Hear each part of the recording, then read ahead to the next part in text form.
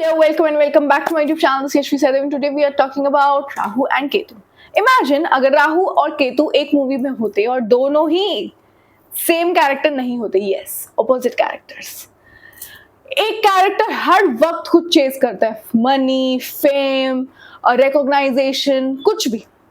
और दूसरा कहता है कि एक पॉइंट पर ये पूछता है कि मुझे ये दुनिया भी चाहिए, मुझे ये सब भी क्यों चाहिए. एक दुनिया को एक्सपीरियंस करना चाहता है पर और दूसरी दुनिया को से बीच रहकर भी डिटैच हो जाता है. दो कैरेक्टर्स हैं, दोनों अलग अलग ऑपोजिट्स हैं. राहु और केतु को समझने के लिए एक सबसे इजी और इंटरेस्टिंग वे है. आज हम इन्हें टेक्स्ट बुक या किसी रील से नहीं, आज हम बॉलीवुड कैरेक्टर से समझेंगे. यस, ऑब्वियसली कोई बॉलीवुड कैरेक्टर लिटरली राहु या केतु नहीं है, लेकिन हम सिर्फ उनके कुछ ट्रेट्स को रेफरेंस करके, ताकि ये कॉन्सेप्ट थोड़ा इजी हो जाए for the people who wants to know and जिनके अंदर मिसकंसेप्शन होती है अबाउट राहु एंड केतु, वो आप समझ सको. सबसे पहले बात करते हैं राहु की. राहु अगर आप देखना चाहें तो आपके न्यूमरोलॉजी चार्ट में 4 नंबर से रिप्रेजेंट करता है. 22, 4, 13 एंड 31 पे जो बॉर्न होते हैं वो 4 नंबर. ओके, राहु एक ऐसा कैरेक्टर है जो एक तरह इमेजिन करो जिससे अंदर एक कांस्टेंट हंगर है. Hunger for experience, hunger for success, hunger for fame, money, recognisation, और सबसे इंपॉर्टेंट हंगर फॉर समथिंग जो अभी उसके पास नहीं है. राहु को सिंपल लैंग्वेज में समझना है तो एक लाइन याद रखो, मुझे वो चाहिए जो मेरे पास नहीं है. और इसी वजह से we can have that example of Bunny from Yeh Jawaani है दीवानी. यस, बनी को दुनिया देखनी है, ट्रैवल करना है, एक्सपीरियंसेस लेना है, नई नई चीजें एक्सप्लोर करनी है, नई जगह एक्सप्लोर करनी है. उसके अंदर वो फीलिंग है कि लाइफ बहुत बड़ी है, वो सिर्फ एक जगह रुक कर नहीं रहना चाहता. कॉन्स्टेंट हंगर जो बोलते हैं ना, मैं रुकना नहीं चाहता हूँ, मैं गिरना चाहता हूँ, उड़ना चाहता हूँ, that is called constant hunger. ये राहु की एक साइड को समझाने के में हेल्प करता है, the hunger to experience more. Okay, लेकिन राहु सिर्फ ट्रैवलिंग या एडवेंचर नहीं है. राहु को डीपर थीम है और डिजायर है.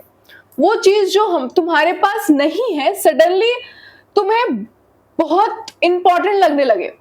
तुम्हें लगता है बस ये मिल जाए तो लाइफ सॉर्ट हो जाएगी.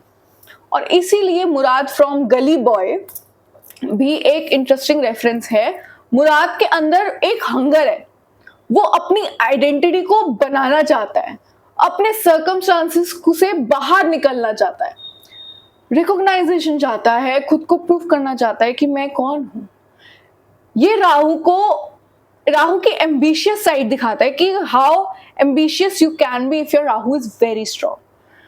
मुझे अपनी करंट रियलिटी से आगे आना है, दैट इज राहु.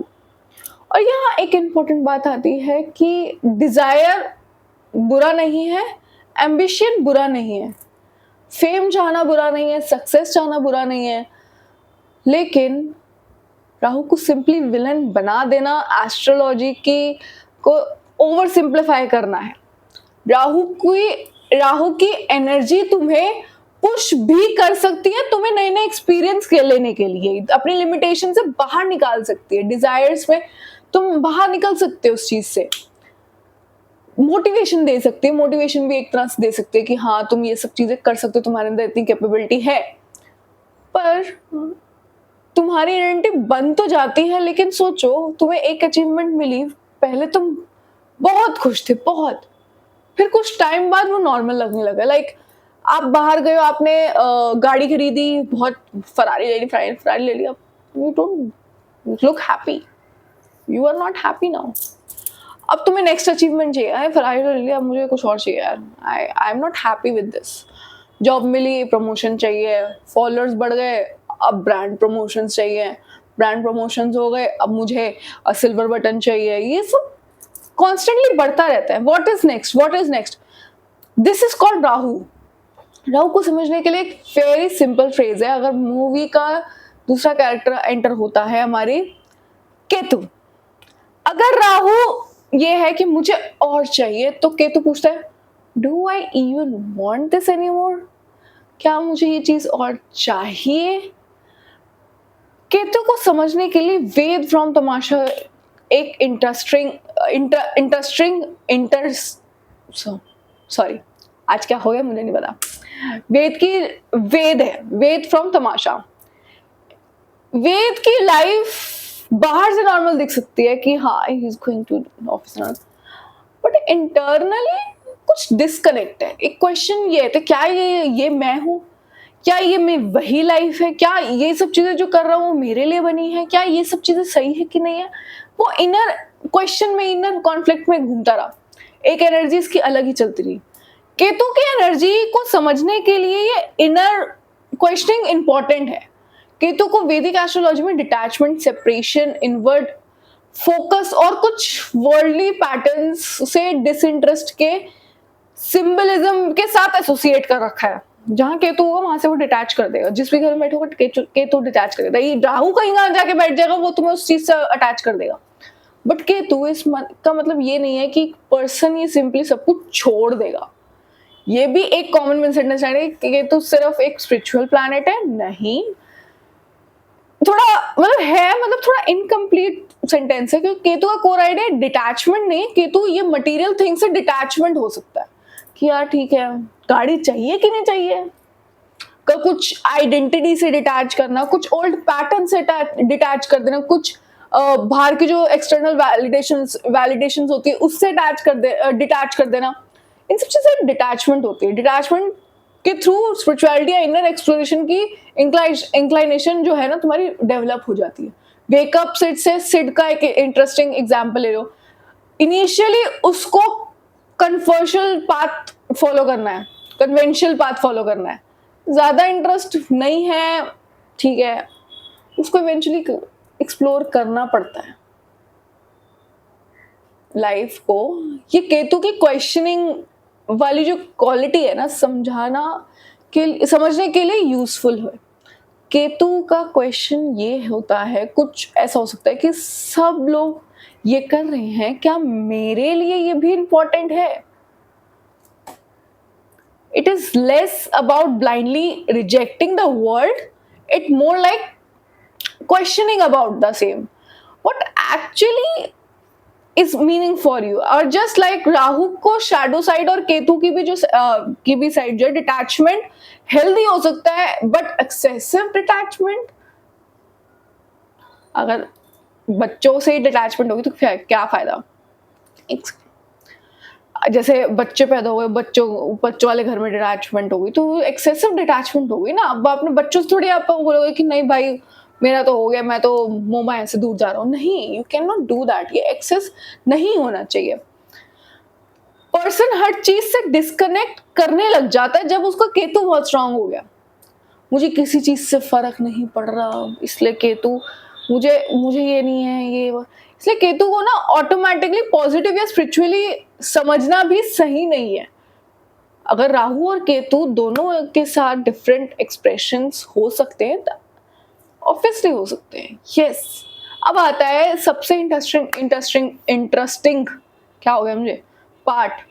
राहु और केतु दो रैंडम कैरेक्टर्स नहीं है। वैदिक एस्ट्रोलॉजी में दोनों के एक्सिस बिल्कुल ऑपोजिट पॉइंट है 180 डिग्री में। अगर यहाँ बैठा तो यहाँ बैठा होगा केतु, राहु इधर है तो केतु। एक साइड राहु खड़ा है, go there, experience, explore more, achieve this, yes yes. और opposite side Ketu is like maybe you need to detach, maybe you're not here, maybe you need to detach from where you are। ऐसा है। एक side attraction है, एक side detachment है, एक side hunger है, एक साइड दूसरी साइड रिलीज है। ठीक है, छोड़। इसी वजह से राहु केतु जो है ना इंडिविजुअली समझना थोड़ा डिफिकल्ट है, इसलिए साथ साथ समझना बहुत है। सिर्फ ये देखना कि राहु किस घर में है इनफ नहीं है, केतु किस घर में इनफ नहीं है। आप दोनों ऑपोजिट ही बैठते हैं। राहु अगर 5th हाउस में बैठा तो 11th हाउस में केतु बैठा हुआ, बिल्कुल ऑपोजिट। अपनी कुंडली देखोगे राहु हमेशा ऐसे होंगे 180 डिग्रीज में। तो I hope you understand this topic today because this is a very interesting topic और लोग बहुत राहु से परेशान है। मेरे को मैंने जो पिछली वीडियो बनाई थी राहु केतु की, तो मुझे मैसेज आया था कि राहु हमारा बहुत स्ट्रांग है and all that. So yeah guys, Rahu Ketu को आप एक बार शायद देखो कि अगर आपके अंदर भूख है तो इसको बोलो राहु बहुत स्ट्रांग है। अगर केतु है तो फिर मतलब केतु बहुत स्ट्रांग है, स्पिरिचुअलिटी ही नहीं है केतु। केतु आपको एक्सेसिव में डिटैचमेंट भी दे सकता है, और अगर राहु बहुत स्ट्रांग है तो आपको एक्सेस में आपको वो पॉजेसिवनेस, अट्रैक्टिव भी नहीं बोलूंगी मैं, पॉजेसिवनेस ज्यादा देता है। अगर मैं और ज्यादा डिटेल में तुम्हें राहु का बताऊंगी तो Rahu is more like Ranvijay from animal, possessive वगैरह बहुत ज्यादा, मतलब अपने फादर के लिए ऑब्सेस था वो। तो वो मुझे लगता है उसके फादर वाले हाउस में ही राहु बैठा होगा या फिर ऐसा कुछ हो रहा होगा। तो जब पॉजेसिवनेस, जब वो भूख आ जाती है ना एक तरह से, तो वो राहु है। वहीं तुम्हें उस चीज से डिटैचमेंट हो जाए कि यार ठीक है यार, वो माया है, सब क्या करना है, मैंने ये चीजें लेके क्या करना है उधर जाके, क्यों हम इतना पैसा खर्च कर रहे हैं, यहीं रह लो। ये दैट इज केतु। तो एक बार केतु रिप्रेजेंट 7 नंबर, जो 7 को पैदा हुए हैं, जो 16 को पैदा हुए हैं, जो 24, हाँ 2 + 4 नहीं, जो 25 को पैदा हुए हैं, that is called 7 number. 7 represents Ketu and 4 represents Rahu. So that is it for today. Hope you like this video. Like this video, share with your friends, and I hope you understand better about Rahu and Ketu. We'll see you in the next video.